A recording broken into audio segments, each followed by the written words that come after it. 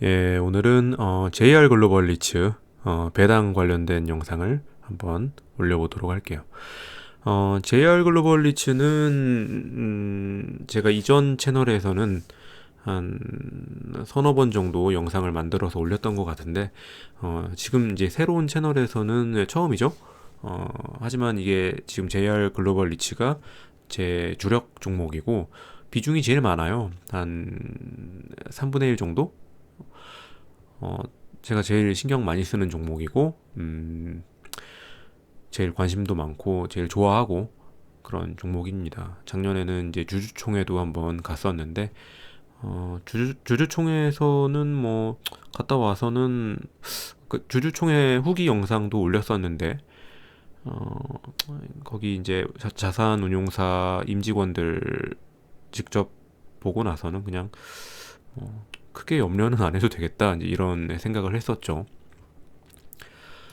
아, 이미 상장된 지가 좀 된 리츠여가지고, 아주 이제 신규 리츠는 아니에요. 이미 이제 좀 형님뻘 리츠가 됐죠. 어, 기본적인 내용인데, 잠깐 간단히 좀 보면은, 우리가 이 주식 시장에 상장되어 있는 JR 글로벌 리츠라는 거는, 모리츠예요, 모리츠, 엄마 리츠. 그리고 이 엄마 리츠가 자리츠를 두 개를 가지고 있는데 그 자리츠는 하나는 26호, 하나는 28호. 당연히 26호가 더 먼저 생긴 거겠죠. 26호는 벨기에에 있는 그 브뤼셀 파이낸스 타워를 가지고 있고 28호는 뉴욕 맨하튼에 있는 498 7번가에 있는 그 오피스 빌딩을 하나 가지고 있습니다. 이 자리츠 26호, 자리츠 28호 이런 애들은 다 국내 법인이에요. 이 국내 법인들이 이 현지 법인의 지분을 이제 다 가지고 있는 거죠. 벨기에 건물은 100% 가지고 있고, 미국 그 맨해튼 건물은 50% 정도 가지고 있습니다.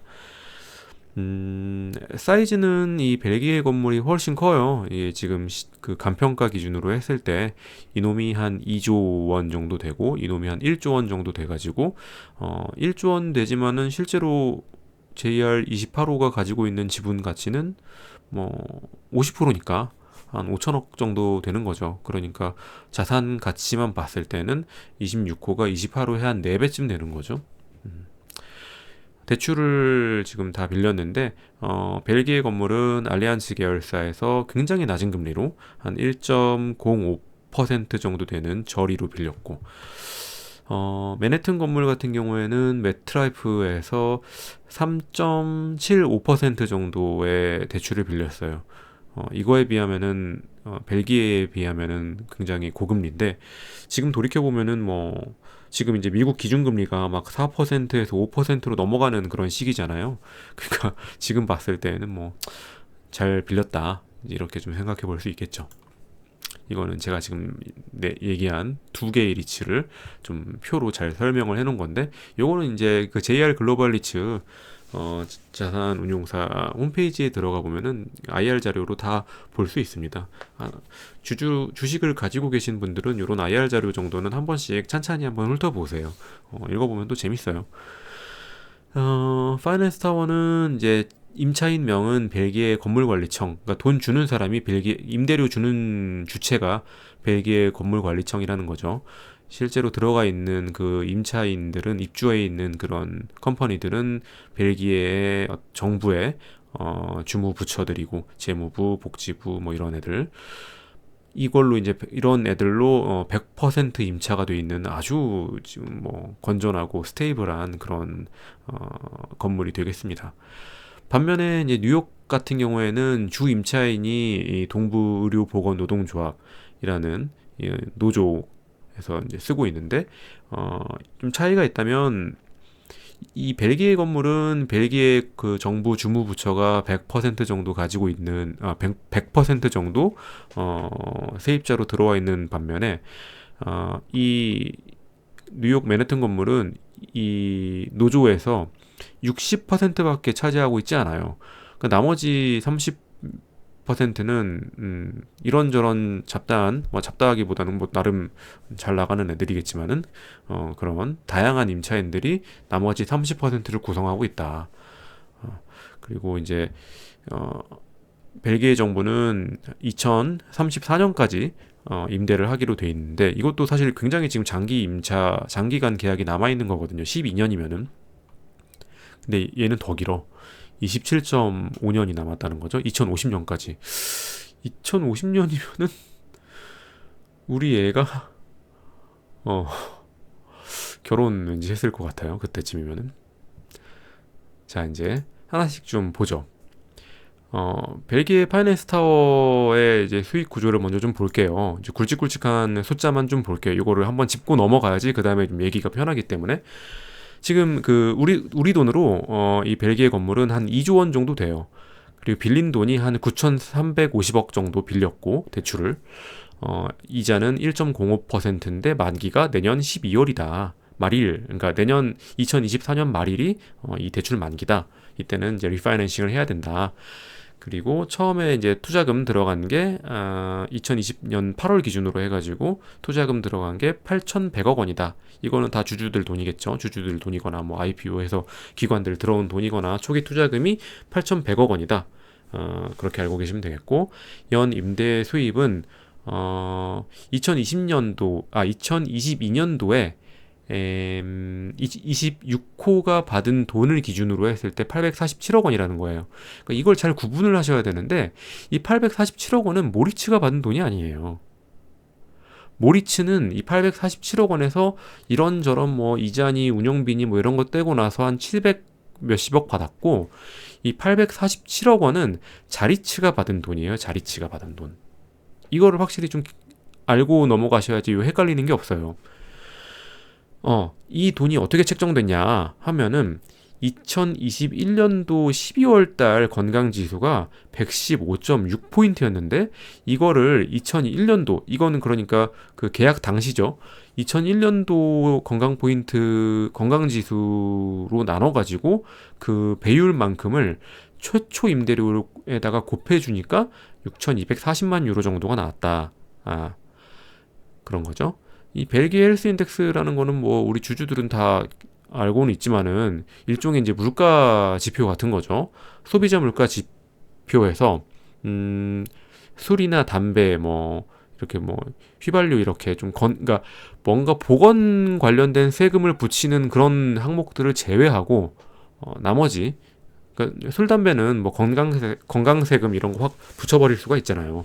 그거를 뺀 나머지라고 보니까는 이거는 뭐 건강한 애들만 있네 뭐 이렇게 좀 생각을 한 것 같죠. 그래서 이제 그걸 헬스 인덱스라고 이름을 붙인 것 같아요. 벨기에 말고도 뭐 다른 나라도 이런 거 쓰는지는 잘 모르겠지만은.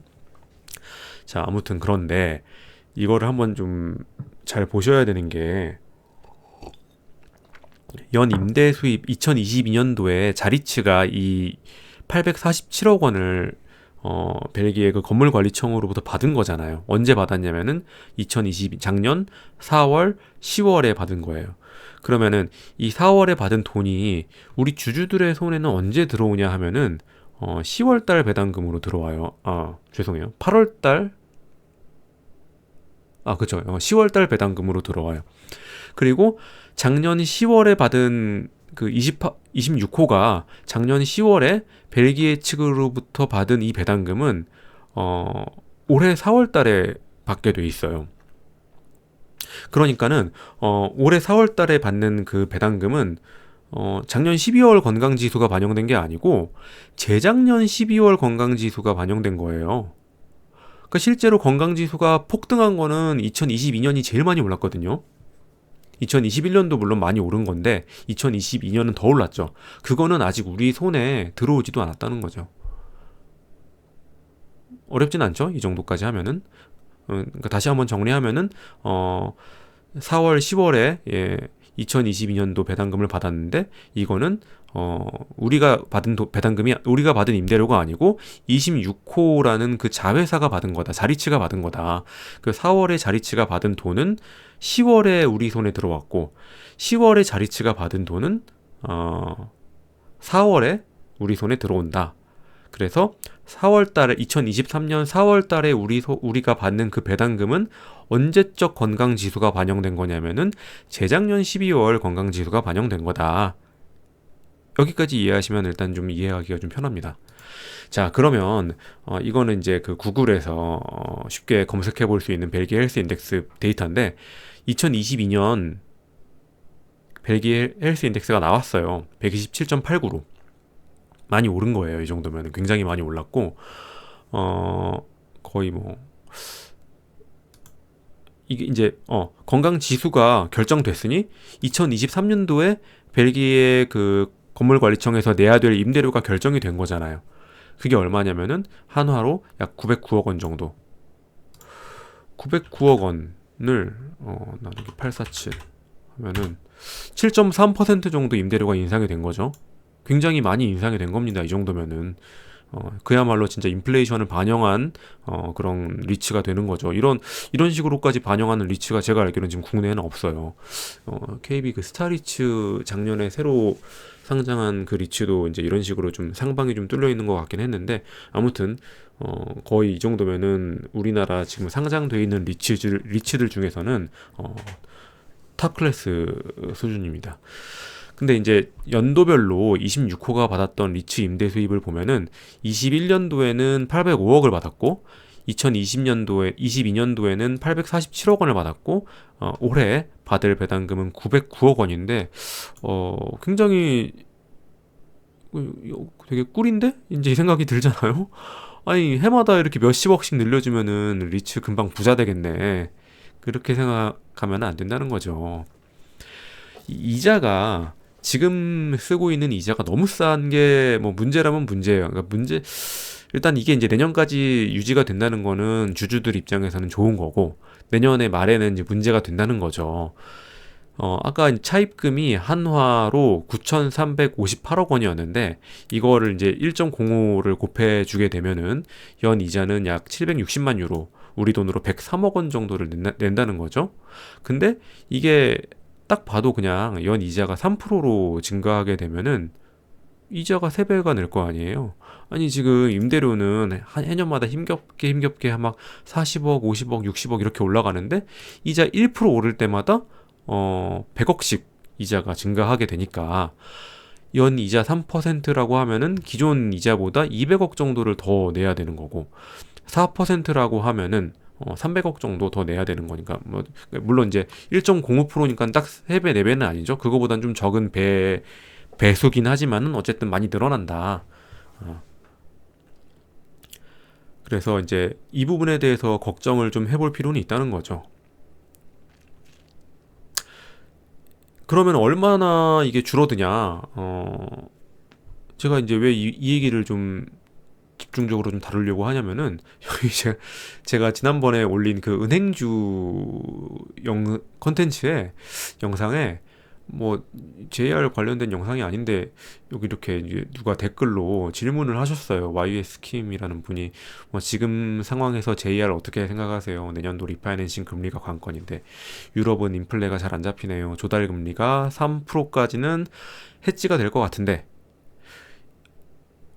이미 답을 알고 계시는데 왜 이렇게 물어보셨는지 모르겠는데 좀 구체적으로 좀 보고 싶으신 것 같아요. 그래서 제가 또 이제 수고스럽게 영상을 또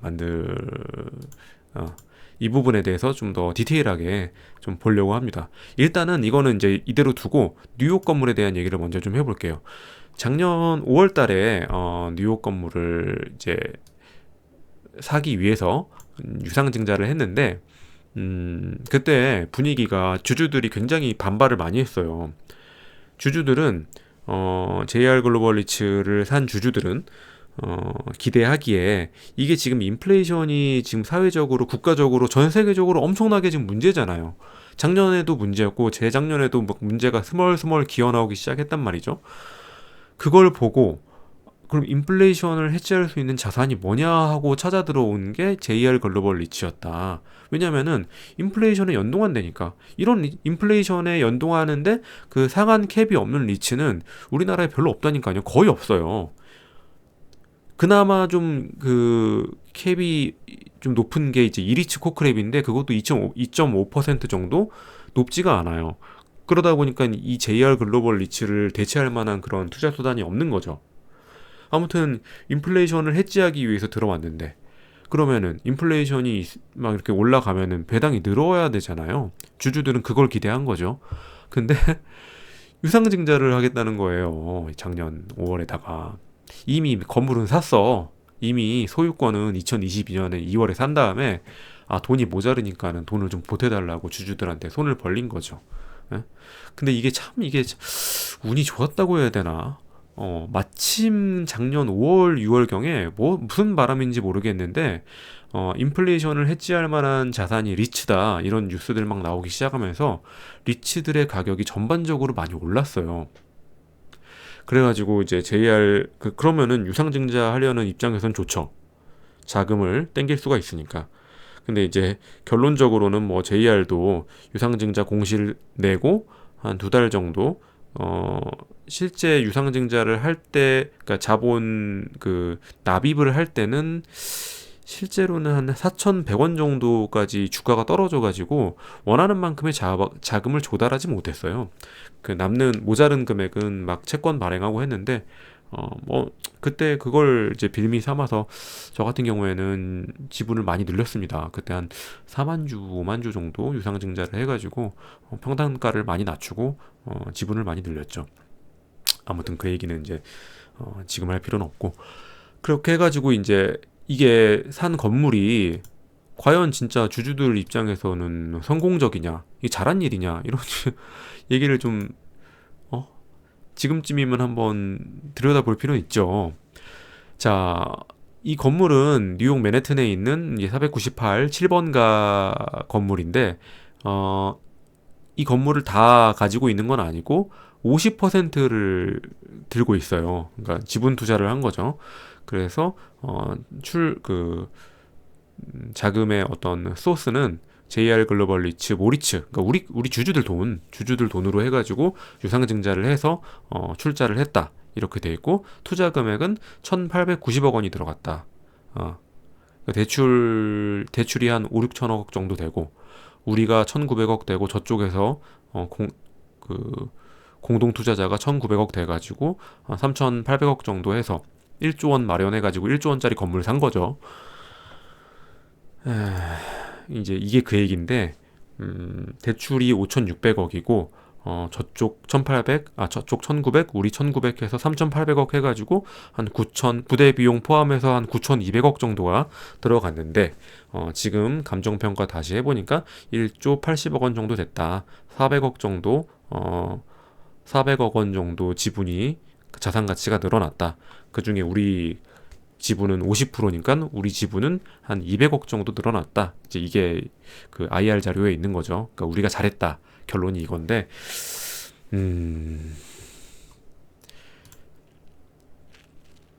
자, 유상증자로 조달한 자금은 1,700억 원 정도였어요. 그래서 이제 이 중에서 좀 헷갈리네. 1,700억 정도를 그치. 1,700억 정도. 원래는 유상증자로 한 2,000억 이상 조달을 해가지고 그걸로 초기 투자금 700억을 다 상환할 계획이었는데 그게 안 된 거죠. 주가가 떨어지는 바람에 그 사이에 그 막 5월달 이때는 막 5천 몇백 원, 6천 원까지도 가까이 갔던 것이 실제 그 납입을 할 때 그 최종 유증 가격이 결정이 되잖아요. 실제로 이제 그때 가서 보니까는 1,700억 원 정도밖에 돈이 안 모여가지고 회사채를 300억 원 정도 발행하고 그 중에 이제 대출 중에 400억 원을 이제 상환을 했습니다. 어쨌든 이제 이런 과정에서 신규로 발행한 주식수가 3,177만 6천 주인데 기존 주식수가 1억 6,560만 주였던 걸 감안을 했을 때 물량이 19.1%가 증가를 했어요. 그러면은 자리츠에서 모리츠로 넘어오는 그 배당금도 19%가 늘어나야지 기존 주주들한테 이제 피해가 없는 거, 배당금 피해가 없는 거잖아요. 근데 실제로는 그렇게 안 된 거죠. 예. 왜 그렇게 안 됐는지를 한번 좀 살펴보면은 일단은 자산 가치는 그래 늘었다 이거예요. 자산 가치는 이게 이제 전체 전체 자산 가치가 6,800억 달러에서 7,200억 달러, 400억 정도 늘었는데 거기서 대출 떼고 뭐 어떻게 떼고 이제 지분 가치만 봤을 때 아까 우리 그 지분 가치 대비해서 200억 정도 늘었다는 거잖아요. 그러니까 총 투자 금액이 뭐 1890억 정도 들어갔는데 그 짧은 기간에 200억 정도 늘었으면은 뭐 시세 차익을 놓고만 봤을 때는 뭐 망했다고 보긴 좀 그렇죠. 근데 이거는 팔고 싶은 입장에서 좀 싸게 팔았던 거를 잡아가지고 뭐 그렇게 된 걸 수도 있고 어쨌든 뭐 이제 이거는 IR 자료니까 우리가 이렇게 이제 싸게 샀다 이런 거를 홍보를 하고 싶은 건데 배당금 입장에서는 좀 그렇지는 않아요. 어 지금 연간 그 28호 이게 이제 28호잖아요. 28호가 연간 받는 임대 수입은 750억 정도 되는데 어, 전체 대출 5,600억에서 이자율이 3.75%면은 이자가 210억 원 정도 되고 749억에서 210억 원을 뺀 539억 원이 그러니까 전체 임대료에서 이자 뺀 돈이 이 정도 된다는 거죠. 여기서 이제 50%가 우리 돈이니까 28호 돈이니까 그게 한 269억 정도 된다. 아, 이 환율 1,400억 원 기준이니까 실제로 지금 환율은 뭐 한 20%, 15% 떨어졌으니까 이거보단 좀 안 되겠죠? 한 200, 한 30억 정도? 아무튼 이게 우리 돈인데 이게 그럼 우리 주머니에 다 들어오냐 하면 그건 아니라는 거죠. 이게 지금 어 이게 이 표는 이 삼성증권의 이경자 애널리스트가 그 자기 리포트에 만들어 놓은 표를 제가 지금 발췌를 해왔는데 총 들어간 투자금 대비 그 각각의 자리츠에서 모리츠로 건네주는 배당금이 얼마인지를 좀 보자고요. 그거는 여기 지금 보시면은 이 자회사에서 모회사로 넘어오는 돈들이 지금 다 공시가 됩니다. 여기 보시면은 26호 벨기에 건물 같은 경우에는 올해 초에 그러니까 1월 달에 381억 원이 넘어왔어요. 굉장히 많이 넘어온 거예요. 근데 뉴욕 건물 같은 경우에는 41억 7억 5천만 42억 7억 5천 지금 방송 만들다 보니까 혀가 꼬여가지고 42.75억이 넘어온 거죠. 아니 반기에 42.75억 정도, 그러니까 43억 원 정도가 넘어온 건데 아까 이거 뭐야? 어디 갔어?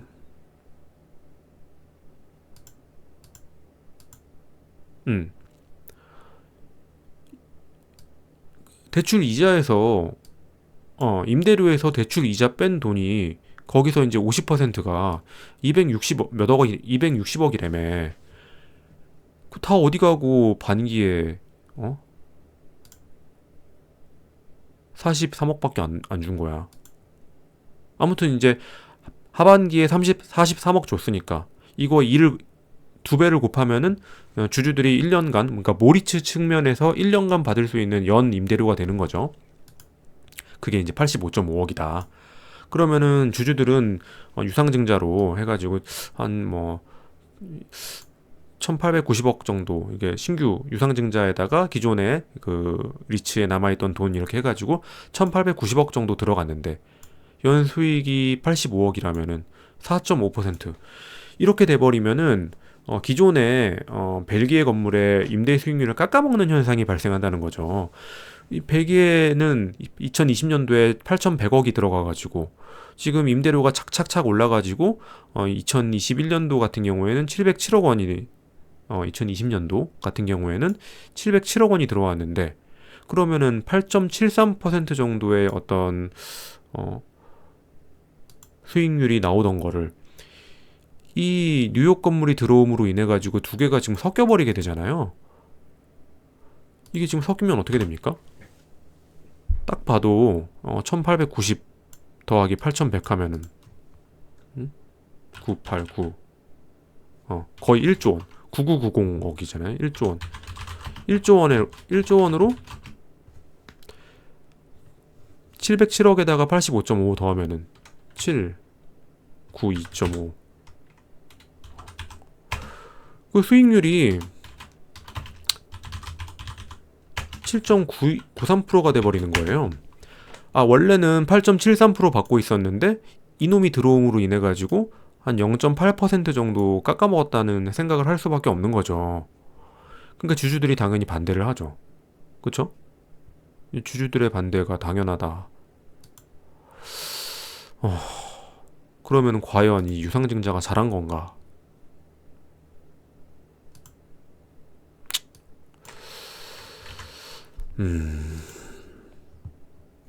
좀 시간이 지나봐야 될 것 같아요. 왜냐면 그 벨기에 건물이랑 이 맨해튼 건물은 약간 좀 성격이 다르고, 이 지금 3.75%의 이자만 놓고 봤을 때는 아주 뭐 못했다고 하기는 좀 그렇거든요. 왜냐면은 지금 벨기에의 이 브뤼셀 건물은 만약에 내년에 리파이낸싱 할 때 이거보다 더 높을 수가 있어요. 그리고 지금 미국 그 페드 연준이 3월달, 5월달에 기준금리를 5% 이상, 5%대로 높일 가능성이 있기 때문에 이거는 한동안 좀 보기 힘든 이자율일 수 있거든요. 금리가 뛰기 전에 이 금리로 해가지고 건물을 샀다는 거는 그거는 뭐 저는 물론 배당이 좀 영향을 받은 거는 안 좋지만은 그림을 좀 크게 봤을 때 이게 뭐 그렇게 못한 일이냐 하면은 아무튼 이거는 좀 몇 년 지나봐야지 잘했냐 못했냐를 판단할 수 있을 것 같습니다. 그래서 이제 이제 제일 뭐 이 영상의 하이라이트라고 해야 되나? 컨클루전 결론. 그래가지고 유럽 금리가 이렇게 오르면은 어떻게 되냐? 배당이. 저는 요거를 좀 어쨌든 그 재무제표로 그러니까 26호와 28호의 재무제표를 믹스해가지고 정확하게 이 배당금을 산출하는 거는 거의 불가능하다고 봅니다. 왜냐면은 지금 이 뉴욕 같은 경우에는 그렇잖아요. 제가 아까도 이 임대 수입에서 이자를 뺀 돈이 그거의 절반이 260억 원인데 주주들 손에 들어온 거는 85억밖에 안 되면은 나머지 200억 나머지 한 180억은 어디 갔냐? 이거는 지금 건물을 매입한 지가 얼마 안 돼가지고 이런저런 초기 투자 비용 같은 게 좀 계속 좀 들어가고 있고 공실이 지금 한 7% 정도 있기 때문에 그 공실을 또 임차를 그러니까 임대를 주기 위해서 이런저런 투자들이 들어가는 그 KPX 비용으로 쓰이기 때문에 애당초 총 임대료에서 주주들 손에 들어오는 그 비율 자체가 너무 다르다는 거죠. 그래서 이거를 벨기에랑 뉴욕을 섞어버리게 되면은 배당금의 추이를 예측하기가 너무 힘들어요. 그래서 이 28호에서 들어오는 돈은 한동안은 그냥 뭐 그러니까 자리츠에서 모리츠로 토스되는 그 전체 금액은 한 100억 정도로 고정된다 이렇게 생각하면 큰 무리가 없을 것 같고 변하는 거는 요 벨기에죠, 벨기에. 벨기에는 인플레이션에 따라서도 계속 변하고 24년도 12월 기준으로 해가지고 이자 지급액도 변하기 때문에 요게 지금 변수고 요거는 좀 상수라는 거죠. 주머니를 두 개로 분리해가지고 생각하면은 조금 생각하기가 편합니다. 이게 제가 아까 했던 얘기를 다시 한 번만 좀 간단히 보면은 2021년도 10월 달에 받는 임대료, 그러니까 자리츠가 받는 임대료는 2021년 12월에 자리츠 26호에서 이사회를 결의를 해가지고 2022년 3월에 모리츠로 배당금을 넘깁니다. 그게 우리 주주들 손에 들어오는 거는 4월달이 되는 거고요. 2022년 4월달 임대료는 그러니까 2021년 12월 벨기에 헬스 인덱스를 기준으로 산출된 2022년 4월 임대료는 2022년 6월달 26호 이사회의 어떤 결의로 배당금이 결정된 다음에 그게 2022년도 7월달 정도에 모리츠로 토스가 되고 모리츠에서는 2022년 8월 달에 주주들한테 이제 배당을 해준다는 거죠. 그래가지고 막 이렇게 이제 각각 그 스케줄에 따라가지고 착착착착 이제 진행이 되는데 그 공시를 보잖아요. 이런 식으로 여기 막 여기 보면은 한 주당 배당금이 나오고 배당금 총액 이렇게 나오는데 요거는 그냥 우리가 전혀 볼 필요가 없는 금액이에요. 왜냐면은 이거는 결국에는 배당금 총액을 자회사 주식수로 나눈 건데 자회사 주식수가 뭔 의미가 있습니까? 우리가 만져볼 일도 없는 돈이에요. 이거는 볼 일도 없는 돈이고 우리에게 중요한 숫자는 이거예요. 이거를 열심히 보세요. 이 42.75억이랑 381억 원 요거를 잘 보시라는 거죠. 요 두 개를 합친 돈이 우리 주주들한테 들어올 돈의 총액이에요. 그게 바로 요거죠.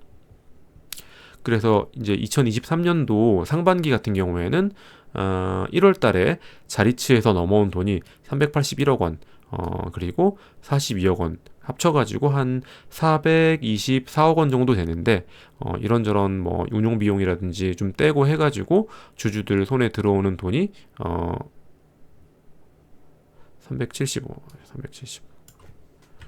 375억 원이었다. 주식수가 늘어가지고 이 유상증자 전 주식수 1억 6,500만 주인가 그거를 314억을 1억 6,500만 주로 나누게 되면은 이게 이제 한 190원 되고요. 주식수가 늘어서 375억 원을 1억 9,600만 주 뭐 이렇게 나누면은 그게 또 190원이 됩니다. 그러니까 다시 한번 보면은 26호에서 381억 받고 28호에서 42억 받아가지고 총 423억 4억 정도를 자리츠들로부터 수취를 해가지고 거기서 운용비용 이것저것 막 좀 떼고 40억 50억 뗀 다음에 주주들 손에 쥐어주는 돈이 전체가 375억 원이고 요거를 주식수로 나누게 되면은 190원이 된다는 거죠. 그리고 이제 이 하반기는 아직 모르고 요 하반기는 아직 모르지만은 이걸 결정하는 거는 결국에는 2022년 12월 벨기에 헬스 인덱스이기 때문에 요거는 분명히 증가하겠죠. 그리고 뉴욕 건물 같은 경우에도 전체 임대 금액에서 작년 같은 경우에는 그러니까 이 42.75억은 작년 하반기에 28호에서 쓸 거 다 쓰고 남은 돈이에요. 근데 작년 하반기에는 건물 매입한 첫 해여가지고 여기저기 좀 들어간 돈이 많았다는 거죠. 이것도 올해 상반기에는 증가 예상을 한다.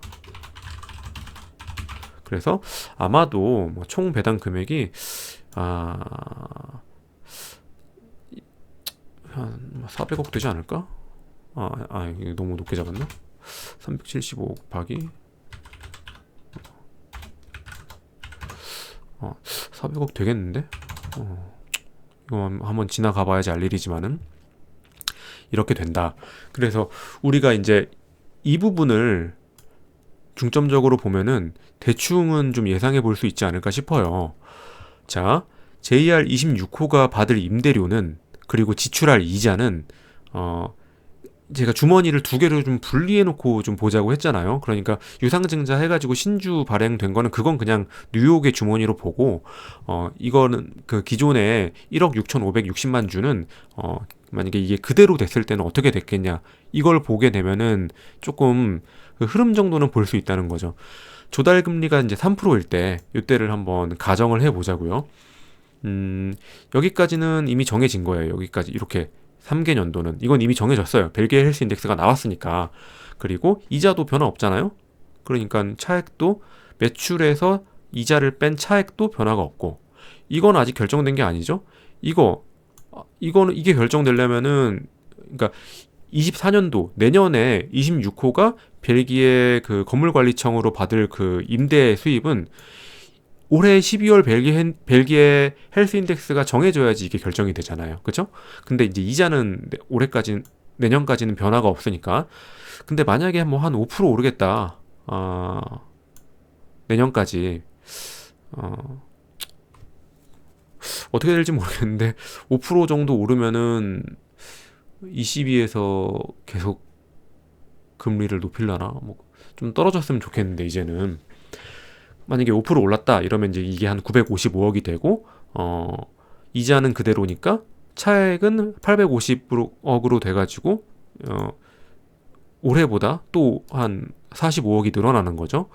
그래서 주당 이익은 그러니까 이건 이제 배당금이고, 요거는 이런저런 이제 부대 비용 빼기 전에 이익을 얘기를 하는 거예요. 424원 정도. 해서 이제 실제로 우리 손에 들어오는 거는 이제 380원 정도. 그리고 원래대로였으면은 올해, 그러니까 2022년도 자리치가 받은 배당금 기준으로 했을 때 원래는 올해 한 400원을 넘는 배당금을 좀 받았어야 됐는데, 실제로는 그 뉴욕 건물 때문에 이게 희석이 돼가지고 380원으로 동결이 됐죠. 그러니까 반기 배당금 190원으로 동결이 됐죠. 근데 이제 지금은 이런 가정을 하는 거니까, 그러니까 이 배당금 추이만 보려고 하는 거니까, 만약에 이제 이대로 그냥 유상증자가 없었더라면은 이 정도 이제 배당을 받았을 거다 이 얘기죠. 그리고 2023년도에는 이거보다 한 40원 정도, 30원에서 40원 정도 늘어난 한 440원 정도 받았을 거고, 2024년도는 470원 정도, 그냥 계산을 하면 이렇게 돼요. 예, 차액에서 부대 비용 한 80억 정도 빼고 남는 돈을 이제 배당금으로 다 나눈다 이렇게 가정을 한 거죠. 그럼 2025년에는 전체 총 그 임대 수입이 1,000억 정도 될 텐데, 똑같이 임대 그 인플레이션이 5%대로 유지가 된다는 가정하에 만약에 3%대로 이자가 오르게 되면은 705억 원 정도로 차익이 남게 되고, 이거는 2021년도로 돌아가는 거죠. 그러니까 주당 이익도 이렇게 4년 전으로 돌아간다. 제가 볼 때는 이 정도 케이스가 제일 해피한 케이스입니다. 이 정도면은 만약에 조달금리가 3% 정도 된다고 하면은 주주들은 정말 아무런 걱정할 이유가 없어요. 그러니까 이 댓글이 얼마나 지금 정확한 댓글이냐면은, 조달금리가 3% 정도까지는 어느 정도 인플레 해지가 될 듯한데, 딱 그렇죠? 3% 정도 되면은 그 부대 비용 이것저것 떼기 전에 금액, 배당 금액, 이게 2025년 되더라도 2021년과 똑같아진다. 그래서 주주들은 계속 190원을 배당을 받을 수 있게 된다. 이렇게 알고 계시면 되겠습니다. 근데 이게 만약에 4%가 되게 되면은 좀 줄어든다는 거죠. 똑같은 시뮬레이션이고 유상증자 하기 전으로 가정을 했을 때 1,000억 원의 임대료를 받더라도 이자가 300억 정도가 늘어나기 때문에 이자 매출이 4년간 200억이 늘어도 임대료 매출이 300억, 이자가 300억이 증가했으니까는 100억 원만큼이 날아가는 거잖아요. 차익이 이제 이렇게 2021년 대비해 가지고 700억이었던 게 600억이 되니까 주식수로 나누면은 주당 배당 가능한 금액이 한 뭐 57원 정도 떨어진다. 근데 글쎄요, 이 사이에 뉴욕 건물의 배당금이 이제 늘 수가 있잖아요. 그때는 이제 뉴욕 건물이 구원투수가 되는 거죠. 그쵸? 계속 좀 진행해 볼게요. 조달금리가 5%가 되면은 더 좀 처참하게 되는 거죠. 263원. 이거는 그냥 계산을 단순하게 한 겁니다. 실제로는 더 복잡하겠지만은 매출이 1,000억이고 이자가 100억에서 거의 500억 가까이 늘어나니까 490억이니까 요 차액이 509억 원이 되는데, 여기서 부대 비용 한 7, 80억 뗀 다음에 남는 돈을 요 주식수로 나눴더니 263원이 되더라. 그러니까 509억 원을 1억 6,560만 주로 나누면 그게 307원인데 여기서도 부대 비용 떼잖아요. 그러면은 그게 263원이 되더라. 그리고 5%까지 조달금리가 오르게 되면은 반기 배당금이 130원이 되는 거예요. 190원에서 130원으로 줄어들면은 좀 많이 아프겠죠. 근데 그 AMC 운용사 측에 전화해가지고 물어보면은 5%대 조달금리는 아예 그냥 상정 자체를 안 하고 있더라고요. 그때까지 5%는 안 될 거다. 근데 그거는 운용사는 사실 이렇게 배당금이 줄어든다고 해도 자기들이 책임질 일이 없으니까 그런 거고, 주주들은 이 JR 글로벌 리츠의 실제 주인은 누굽니까? 이거 주주들이잖아요. 주주들은 실제로 이 이익과 손해에 대해서 금전적으로 내가 그거를 이제 받아내야 되는 거고 책임을 져야 되는 거기 때문에 저는 5%도 가능은 하다고 이렇게 봐야 될 것 같아요. 근데 지금 뭐 유일하기보다도 희망적인 부분들은 이제 미국의 어떤 기준금리 CPI가 지금 9%에서 8%, 그러니까 이번에 발표된 게 6.4%였는데 어쨌든 떨어는 지고는 있거든요. 그럼 내년 정도 되면은 이게 뭐 한 4%, 3% 정도까지 떨어지면은 뭐 그때쯤 되면은 이제 ECB도 그 정도에 맞춰가지고 그냥 어, 어, 한 적당히 한 4% 정도의 어떤 기준금리를 유지하게 되면은 우리 리츠 투자자들, JR 리츠 투자자들 입장에서도 뭐 그렇게 뭐 염려할 부분은 아니겠지만은 근데 ECB에서 기준금리 4%를 제시를 해도 조달금리는 그거보다 높을 거라는 거죠. 4.5%에서 5% 정도 될 거라는 거죠. 근데 잘 모르겠습니다. 저도 금리는 예측하기가 너무 어렵고 실제로 이게 4% 넘어가기 시작하면은 그 유럽의 좀 부실한 국가라든지 기업 그 약한 고리들이 좀 먼저 터져 나가기 시작할 거예요. 그래서 그래 아무리 금리를 높인다고 해도 예를 들어 뭐 금융 위기라든지 이런 거를 유발시킬 정도의 어떤 금리를 유럽 중앙은행에서 만들 것인가 하는 뭐 그런 생각이 좀 들고요. 일단 그리고 만약에 그렇게 유럽에서 미국은 금리가 이미 떨어졌는데 유럽은 금리를 못 내릴 상황이 된다면은 그리고 한국이나 이런 데서 뭐 3%대로 금리를 이미 내렸는데 유럽은 못 내린다. 이런 상황이 된다면은 돈을 한국에서 조달해도 되잖아요. 그 JR 글로벌 리츠 같은 경우에는 신용도가 뭐 A 정도로 굉장히 좋고 하기 때문에 어느 정도 우리나라에서 어떤 그런 금융적인 부분이 일단락이 되고 나면은 뭐 한국에서 자금 회사채라든지 이런 거 조달해도 되지 않겠나 이런 생각이 들어요. 그래서 뭐 회사에서는 뭐 5% 정도 갈 일 없다 뭐 이렇게 얘기는 하지만은 저는 그냥 뭐 반은 믿고 절반 정도는 그냥 여지를 좀 남겨두려고 합니다. 이거 대비를 해야죠. 이거는 주주들은 그렇죠? 그 어떻게 대비를 하냐?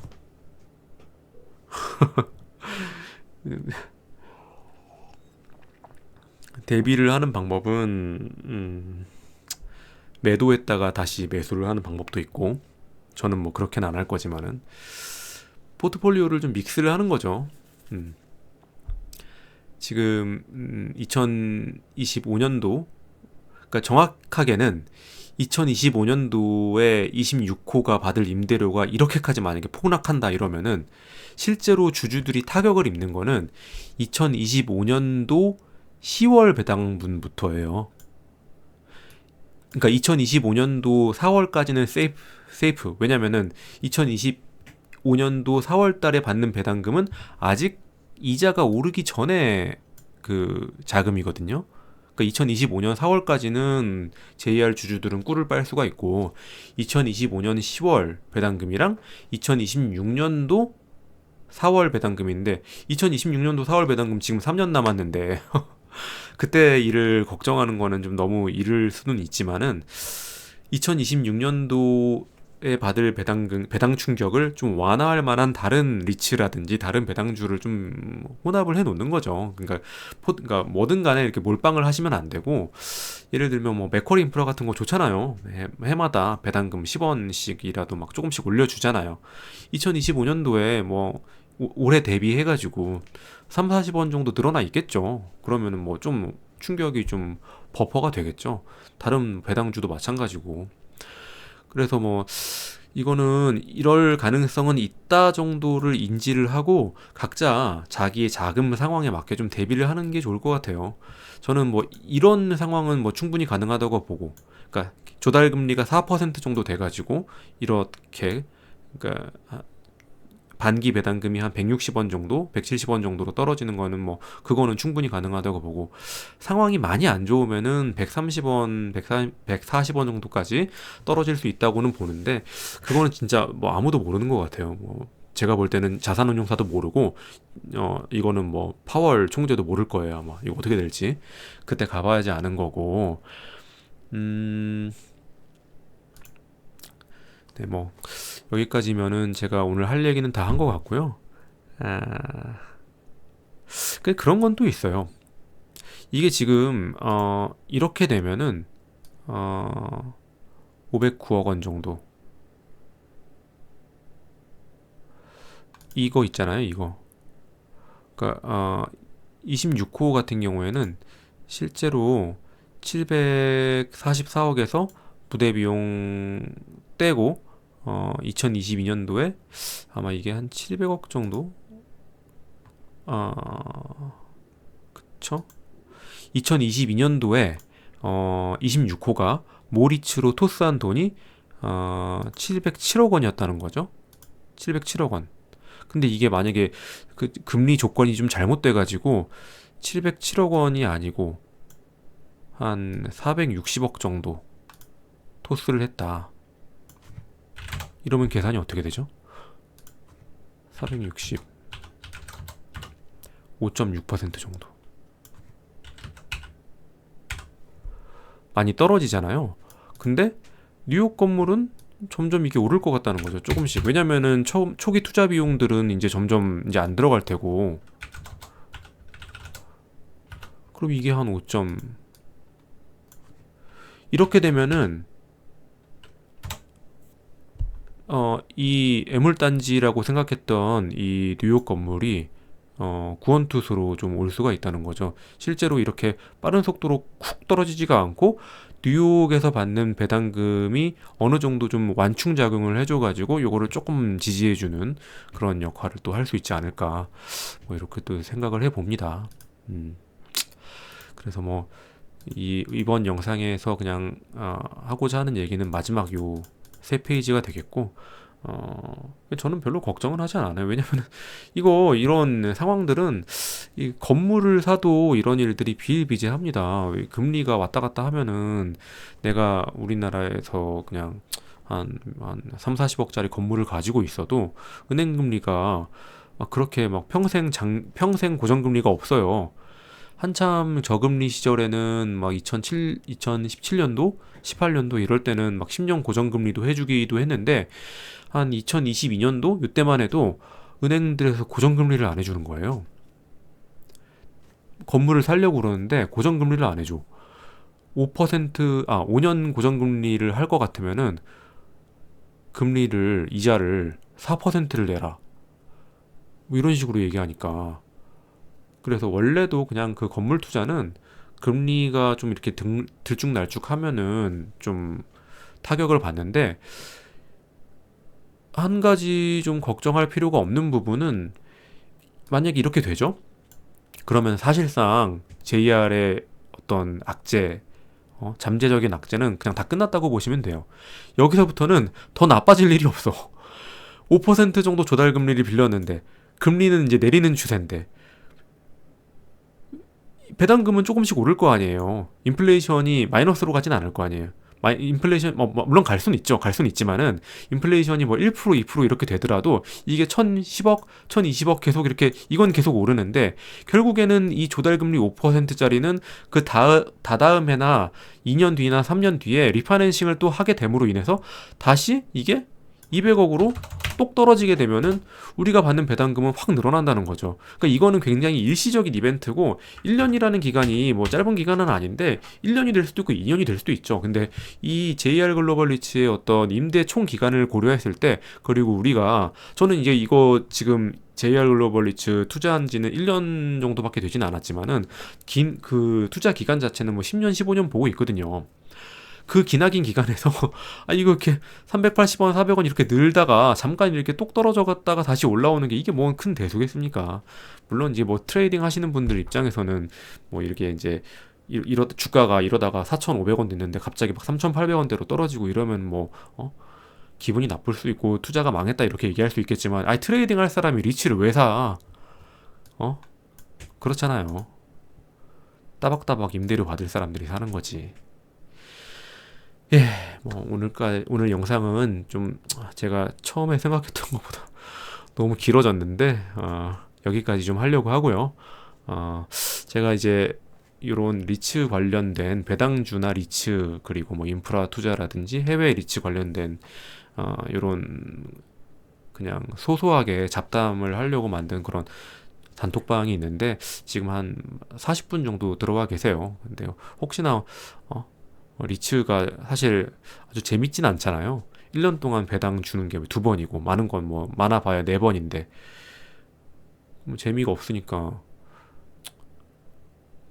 조금 그런 수다나 좀 떨면서 그런 재미를 좀 나누고 싶은 분이 있으면은 좀 댓글로 누가 좀 남겨놓으시면은 링크를 좀 공유를 해드릴게요. 어, 오늘 영상은 여기까지 하고 또 다음 영상으로 찾아뵙도록 할게요.